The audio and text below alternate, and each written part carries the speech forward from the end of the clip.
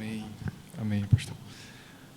Quero cumprimentar os irmãos com a graça e a paz do Senhor. Amém. Bem, irmãos, nós vamos dar continuidade à série de mensagens intitulada A Igreja que Queremos Ser. Essa igreja que queremos ser é a igreja que Deus deseja que sejamos, né? E essa vontade de Deus para nós está revelada nas Escrituras. Então, para ser aquilo que Deus quer que sejamos, precisamos estar bem fundamentados na Bíblia, na Palavra de Deus. Então, para isso, nós vamos abrir as nossas Bíblias em Atos capítulo 2. Nós vamos meditar um pouco nos versos 42 a 47. Atos 2, dos versos 42 a 47.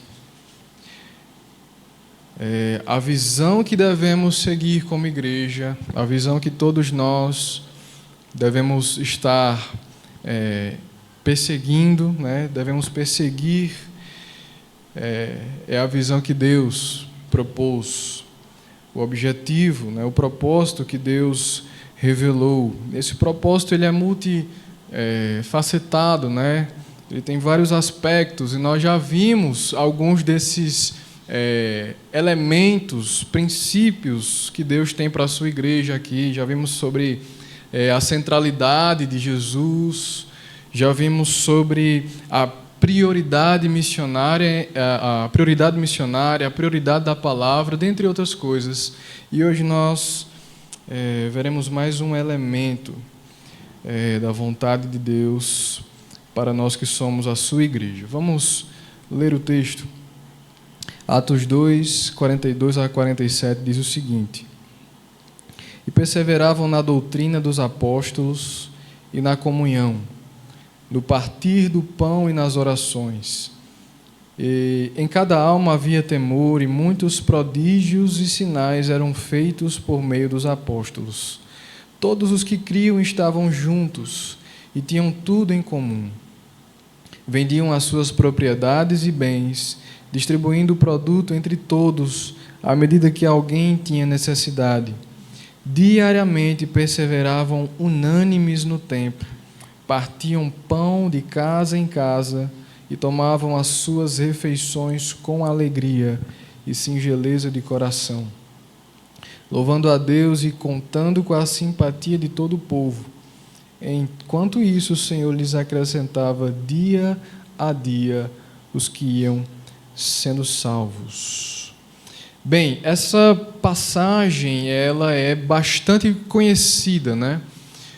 No livro de Atos, e ela é o primeiro retrato da comunidade que estava sendo formada ali, que era a igreja. O Senhor Jesus, ele morreu, ressuscitou, e em Atos, capítulo 2, é oficialmente fundada essa nova comunidade com a descida do Espírito Santo, como Jesus havia prometido que enviaria quando voltasse para o Pai.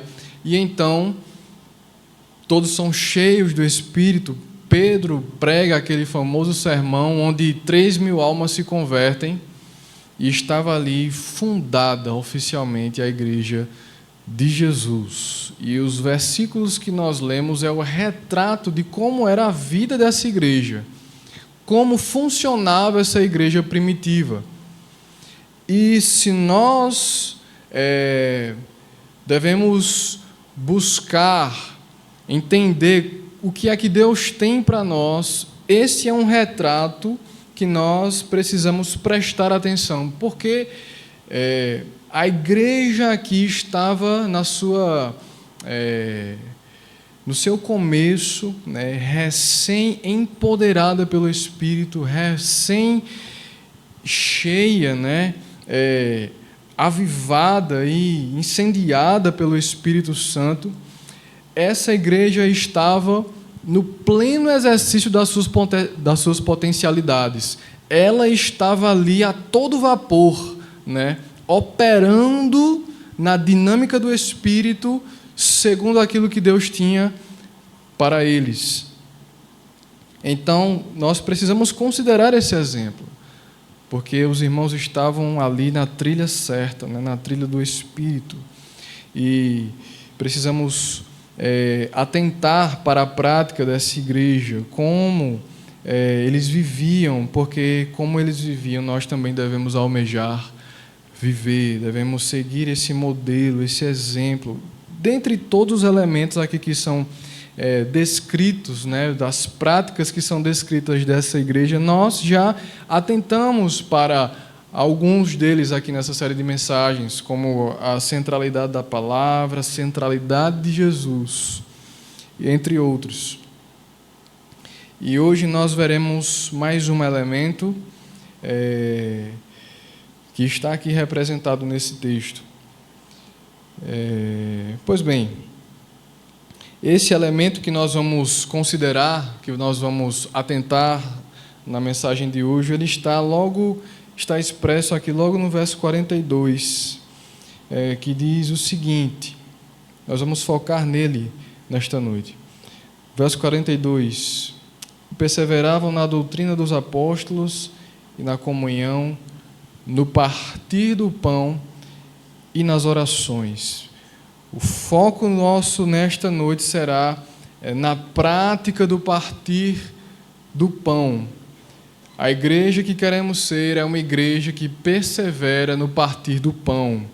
O que essa prática significa, né? O que é que essa prática significava aqui nesse contexto e como nós devemos aplicá-la em nossas vidas hoje? Como nós devemos praticar isso que a igreja primitiva praticava? Essas perguntas que nós vamos buscar responder nesta noite. Bem, antes de adentrarmos na prática do partir do pão propriamente, nós devemos observar algumas questões aqui nessa passagem. E observando essa passagem aqui, nós percebemos um aspecto que se sobressai, uma característica que se sobressai nessa igreja. Repare comigo no teor das seguintes palavras que Lucas, o escritor sagrado, usa. Veja o verso 43. Em cada alma havia temor. Verso 44. Todos os que criam estavam juntos e tinham tudo em comum. Verso 45. Vendiam as suas propriedades e bens, distribuindo o produto entre todos. E por fim, no verso 46, diariamente perseveravam unânimes. Então, em cada alma, todos os crentes estavam cheios de temor, todos estavam juntos e tinham tudo em comum, distribuíam os recursos entre todos e, por fim, estavam diariamente unânimes. Todas essas expressões aqui, elas demonstram que essa igreja era uma comunidade profundamente unida, né? Coesa.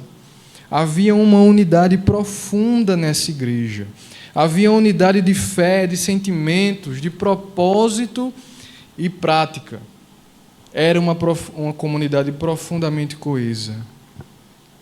As práticas, portanto, que nós vemos descritas aqui nesse retrato que Lucas pinta, elas são práticas, então, de uma igreja unida. A atmosfera dessa igreja era uma atmosfera de unidade, de comunhão, profunda comunhão. As práticas aqui são práticas que estão imersas nessa atmosfera de unidade. E não é demais lembrar, irmãos, que a unidade da igreja foi algo insistentemente enfatizado por Jesus. Insistentemente enfatizado. Principalmente nos seus últimos dias, né, com os discípulos. Para aqueles que estão acompanhando o nosso estudo no livro de João, aqui nas quartas-feiras, podemos ver isso, né, nos últimos capítulos ali, quando Jesus está no seu último discurso para os discípulos, com as últimas instruções, algo que ele enfatizou, repetiu várias vezes, era que eles deveriam ser unidos, deveriam se amar, estar juntos. A unidade entre os crentes foi algo que Jesus enfatizou bastante, e ele falou que essa unidade seria a prova cabal de que eles eram de fato o povo de Deus. Se vocês se amarem, ele falou, né, o mundo vai conhecer que vocês são meus discípulos, quando vocês forem um. Devemos manter a unidade, conservar a unidade, lutar pela unidade, como o apóstolo Paulo também nos instrui. É por causa dessa unidade também que nós devemos prestar atenção no exemplo da igreja primitiva.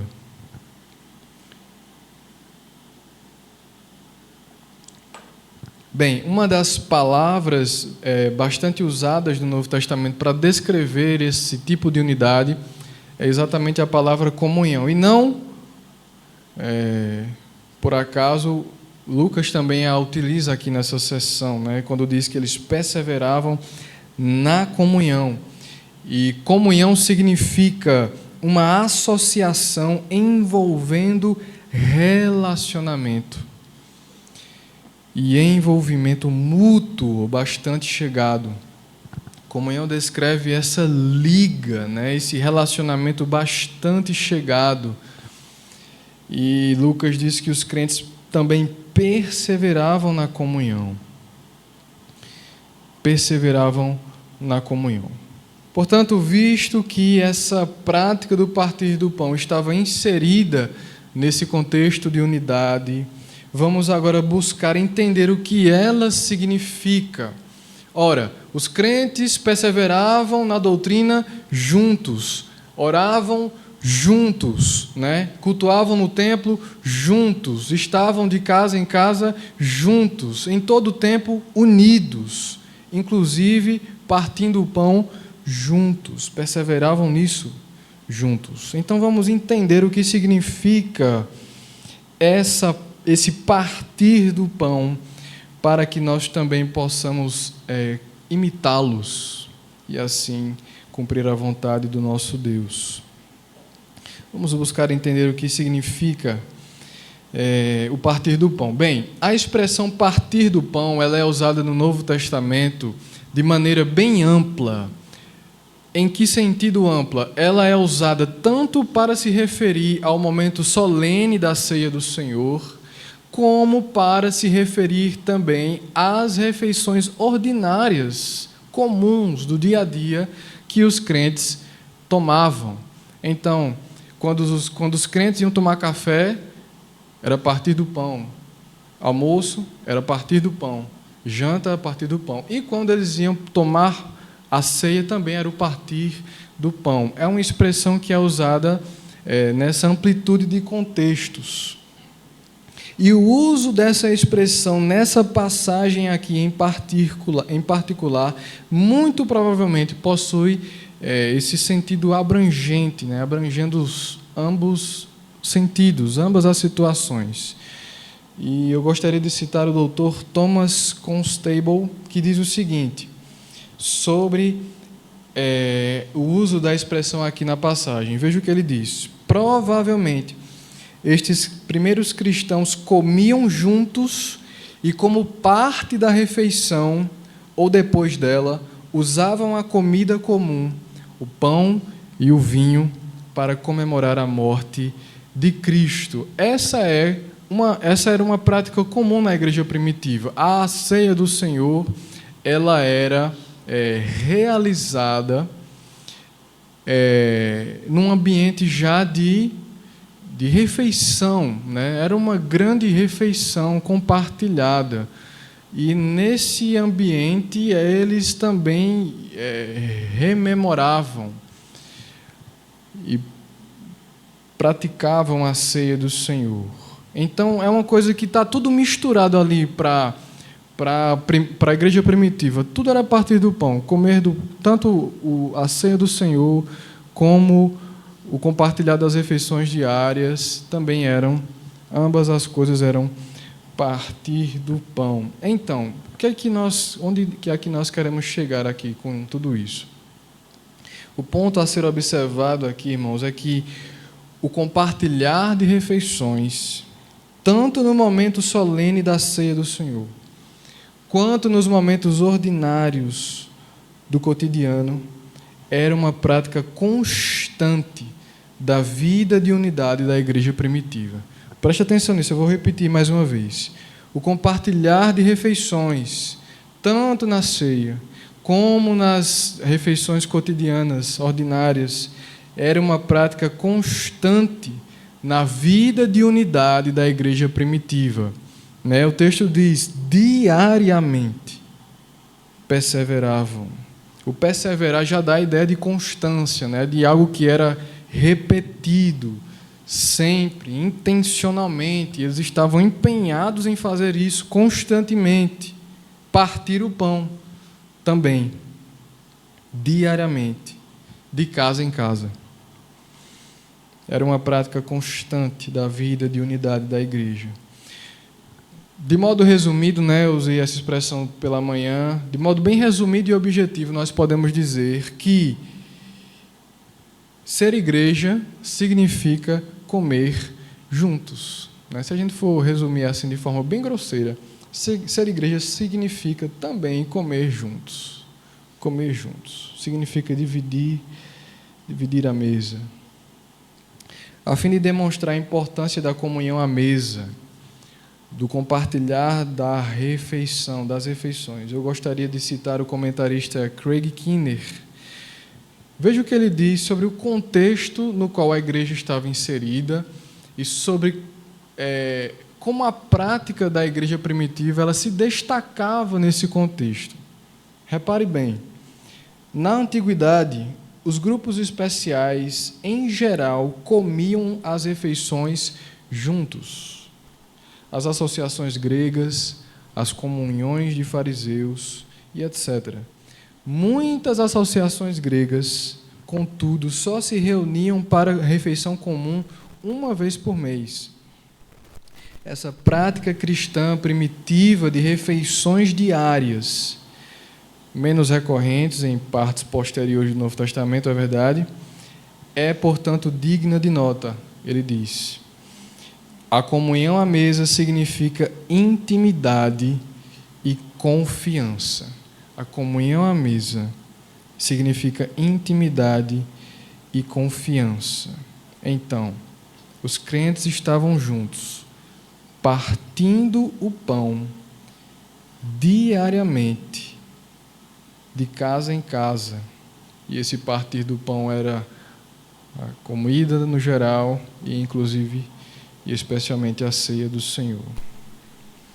Sabendo, irmãos, então, da importância de dividir a mesa, a importância da prática de dividir a mesa para a comunhão, vamos agora aprofundar brevemente nesses dois aspectos do partir do pão na comunhão cristã. Primeiro, o partir do pão na ceia do Senhor e o partir do pão nas refeições ordinárias, coisa que a igreja primitiva fazia. Bem, o primeiro aspecto do partir do pão, e o mais fundamental, eu diria, a parte mais importante, que é a ceia do Senhor. Os crentes dividiam o pão que desceu do céu. O pão que desceu do céu. Não é interessante, irmãos, que o Senhor Jesus escolheu justamente uma refeição como meio de lembrarmos o seu sacrifício pelos nossos pecados? Você já parou para pensar nisso? Jesus podia escolher qualquer outro ritual. Ele podia bolar uma coisa lá bem diferente, mas ele escolheu que os seus discípulos lembrassem do seu sacrifício em uma refeição, à mesa.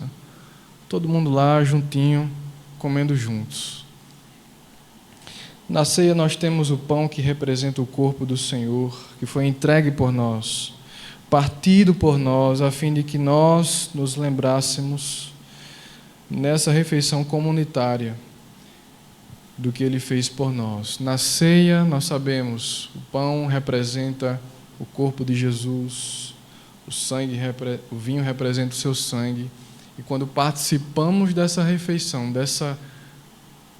quando comemos desses alimentos juntos, nós estamos nos relembrando do seu sacrifício. Jesus escolheu isso, Jesus determinou isso. Jesus escolheu partir do pão na ceia para nos lembrarmos constantemente de que Ele morreu por nós. A ceia é uma cerimônia ordenada por Jesus. Não apenas uma cerimônia, mas um ato que Jesus ordenou que seus discípulos praticassem regularmente para que Ele, por meio dele, eles lembrassem do seu sacrifício. Lembrassem de que Ele morreu por eles.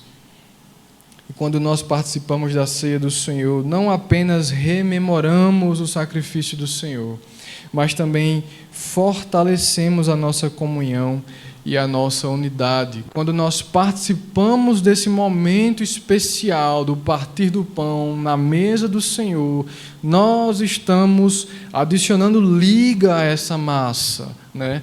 Reafirmando o nosso compromisso juntos com Jesus. Juntos com Jesus. E assim nós fortalecemos a nossa unidade. Na ceia nós reafirmamos nossa fé naquele que é o pão que desceu do céu e dá a vida a todos os que dele se alimentam. Na ceia também nós reafirmamos que todos fazemos parte de uma mesma família, a família de Deus. E na ceia também nós nos lembramos de que Ele voltará. Amém? Ele voltará para consumar a nossa redenção e para nos levar, como nós cantamos hoje, né, para a Jerusalém. E lá nós vamos comer também juntos. Nós vamos participar do grande banquete das bodas do Cordeiro. Está na Bíblia. Nós iremos participar dessa refeição, né? Eu brinquei de manhã que a vida cristã, do começo ao fim, tem comida, né? A gente come na ceia e vai, na linha de chegada, a gente vai participar de um grande banquete também, comendo juntos nas bodas do Cordeiro. Esse momento, irmãos, Jesus pensou, planejou para que os crentes participassem enquanto Ele não retorna e para aquele momento glorioso na sua volta. E Ele disse, né, para os discípulos: não comerei do fruto da vide até que chegue aquele dia, né? Olha que coisa linda, né? Não comerei, vou esperar esse momento. Eu vou comer aqui com vocês, vou voltar para o Pai, e enquanto eu não voltar, eu não vou provar do fruto da vide. Nós devemos dividir, perseverar na mesa do Senhor, dividindo o pão que desceu do céu, o pão que representa o corpo do nosso Senhor. Mas não apenas isso, né? Como se isso fosse pouca coisa, participar da mesa do Senhor, fazer parte da sua família, comer da mesa de Cristo, comer o pão da vida, né? Demonstrar a nossa comunhão profunda com Jesus e uns com os outros, como se isso fosse pouca coisa, mas tem mais, tem mais. Além de dividir o pão da vida, irmãos, como igreja do Senhor, nós também precisamos dividir o pão de cada dia. Nós também precisamos dividir o pão de cada dia. Deus nos chamou para o relacionamento e nós precisamos participar da vida uns dos outros.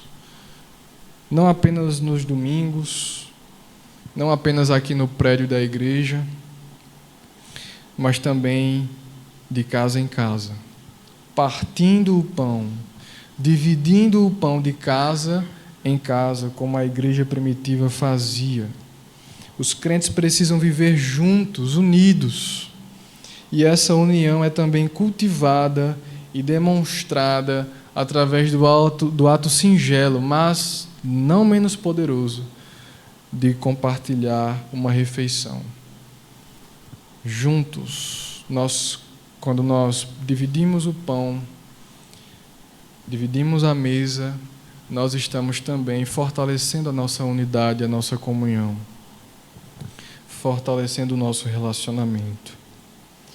Essa, irmãos, é a espiritualidade de Jesus. A espiritualidade de Jesus. Como assim? A espiritualidade de Jesus é uma espiritualidade pé no chão, né? Encarnada. O que é que eu quero dizer com isso? O nosso Senhor, ele se relacionava com as pessoas. Ele comia com as pessoas. A vida espiritual e a vida cristã não se resume apenas a vir ao culto aos domingos ou às quartas-feiras, mas também uma parte essencial do discipulado da vida cristã é se relacionarmos na vida cotidiana como crentes, e isso acontece em boa parte quando a gente se junta para dividir uma refeição, comer juntos. Comer juntos. A vida cristã exige uma participação mútua na vida um do outro, exige esse olho no olho. E esse tipo de experiência só o partir do pão em casa pode nos dar. Só o partir do pão de casa em casa pode nos dar. Para concluir, irmãos, eu gostaria de resumir aqui esse princípio, né? O que é que nós percebemos a partir dessa prática da igreja primitiva? Ora, os crentes aqui estavam cheios do Espírito. Isso é prática de gente que é cheia de Deus, né? Cheia do Espírito Santo, que está queimando de amor por Jesus, né? Que ama Jesus. Essa é a prática de gente que está avivada, né? E se é prática de gente que está cheia de Deus, significa que Deus, ele nos leva, né, à vontade dele que a gente pratique esse tipo de comunhão aqui que nós vemos no texto sagrado. Isso significa, irmãos, que o nosso Deus, ele é um Deus de relacionamentos. Deus é um Deus de relacionamento. Quando Deus resolveu se relacionar conosco, ele dividiu o seu pão conosco, o pão da vida. Deus nos convidou para a sua mesa, irmãos. Veja, Deus, quando nos ordena a fazer algo, ele dá o exemplo. Ele é o primeiro a fazer, né? Se ele nos ordena ter comunhão uns com os outros, se ele nos ordena dividir a nossa vida por inteiro, inclusive o nosso pão, é porque ele primeiro fez isso. E ele fez isso da forma mais escandalosa, né, que poderia haver, compartilhando do melhor que ele tinha, que era Jesus Cristo, para se relacionar conosco. Deus quer se relacionar com você, comigo, e ele fez isso enviando a Cristo e partindo ele entre nós, né? Compartilhando ele entre nós. Ele não nos manda fazer algo que ele mesmo não faz. Jesus, Deus, ele é o primeiro a dar o exemplo. E ele nos chamou para nos relacionarmos com ele, uns com os outros, da forma como ele fez, dividindo a nossa vida. Irmãos, isso aqui, assim, a gente vê assim, o partir do pão, dividir a mesa, parece algo tão pequeno, né? Mas é algo profundamente, algo que é muito poderoso para que a gente cultive os nossos relacionamentos, cultive a nossa comunhão e esteja dentro da vontade de Deus. Dentro da vontade de Deus. Esse ato singelo, mas é muito poderoso. Deus criou o seu povo para que se relacionem de modo profundo entre si, para que tenham comunhão profunda e intimidade. Nós vamos passar a eternidade juntos, né? Nós vamos, os crentes, se você é crente, se você foi redimido por Cristo, e tem alguém do seu lado aí que também alcançou essa mesma graça, você vai passar a eternidade com essa pessoa. E você vai se encontrar com ela na festa de Jesus, né? Vai comer do lado dela. Então nós precisamos já ensaiar isso aqui, né? Já precisamos o esquenta, né, da festa. Hoje em dia o povo vai para uma festa, aí já começa o esquenta em casa, né? A gente tem que fazer isso, né? A gente tem que ensaiar já essa celebração, né? Na ceia, sim, com certeza e absolutamente sim. Mas também na nossa vida diária, no nosso cotidiano, estando presente na vida uns dos outros, porque isso mostra que nós somos povo de Deus. Isso mostra que nós temos comunhão uns com os outros. Deus nos criou para isso, para termos comunhão uns com os outros. E uma das maneiras pelas quais esse relacionamento é desenvolvido e cultivado é o compartilhamento de refeições. Compartilhar uma refeição é um ato, hoje nesse mundo superficial que nós vivemos, né? Esse mundo frenético, né? A beleza de coisas ordinárias vai ficando um pouco apagada, né? Mas Deus escolheu esse mecanismo como forma de aproximar pessoas. Nós precisamos cultivar os nossos relacionamentos também através disso. Deus nos criou para os relacionamentos, para desenvolvermos esse relacionamento, essa comunhão no compartilhar de refeições, no partir do pão. De modo especial, quando nós compartilhamos a mesa do Senhor. E, de modo geral, quando compartilhamos as nossas mesas uns com os outros, abrimos as nossas portas uns para os outros, recebemos uns aos outros, conhecemos uns aos outros. Irmãos, não dá para conhecer ninguém no domingo, encontrando uma pessoa uma vez pela semana, né? Não dá para conhecer ninguém. Não dá para conhecer ninguém assim. Nós precisamos abrir as nossas vidas, abrir as nossas casas, né? Nos relacionarmos entre nós pelo poder do Espírito Santo. É verdade que não é fácil, né? É verdade que dói muitas vezes, né? O pecado atrapalha tudo, mas se nós quisermos andar na vontade de Deus, nós precisamos nos esforçar para agir assim.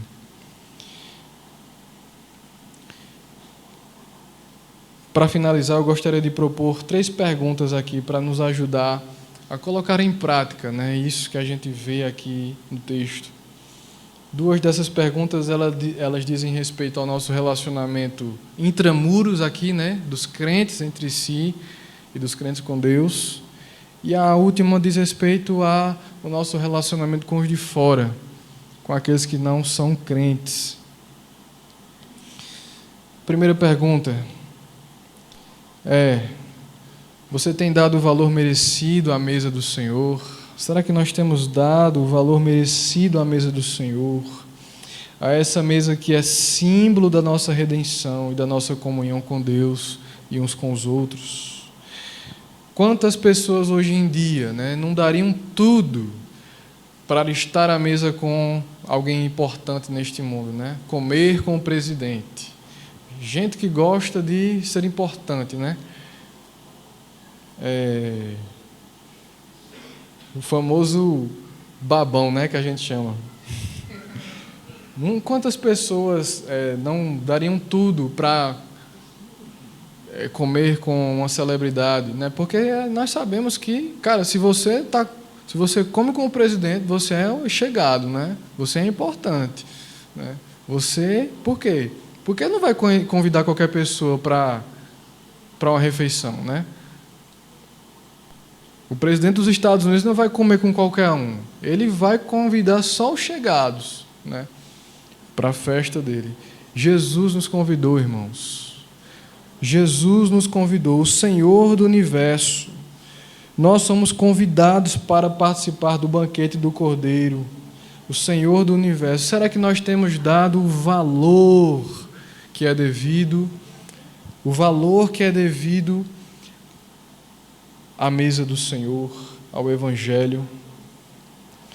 Será que nós Estamos ansiando por aquele último dia em que nós encontraremos o Senhor naquela grande festa também, contando os dias para essa festa de arromba, né? A festa mais badalada do universo, é o casamento de Jesus com a sua noiva. Nós somos convidados. Será que nós estamos nos preparando para nos encontrar com Jesus? Estamos preparando as nossas roupas, né? Comprando os acessórios para aparecer lá bonitão ou bonitona. Isso mostra o quanto nós valorizamos aquilo que o Senhor Jesus fez por nós. Segunda pergunta e desafio, né? Qual foi a última vez que você convidou um irmão para ir na sua casa, dividir uma refeição, né? Um pão com ovo, um cuscuz, né? Que o pastor Roberto gosta muito. Comer um bolinho juntos e conversar sobre as coisas de Deus, né? Às vezes a gente até se encontra, mas conversa tanta besteira, né? Vamos cultivar o nosso relacionamento em Deus, né? Vamos encorajar uns aos outros. E uma forma preciosa de se fazer isso é dividindo um lanche, né? Tomando um cafezinho juntos e jogando conversa fora não, conversando sobre as coisas de Deus. Jogando conversa fora também, né? Porque isso é normal, isso é ser humano. Mas conversar sobre o reino, se essa é a coisa mais importante do mundo, ela deve ser o tópico principal das nossas conversas.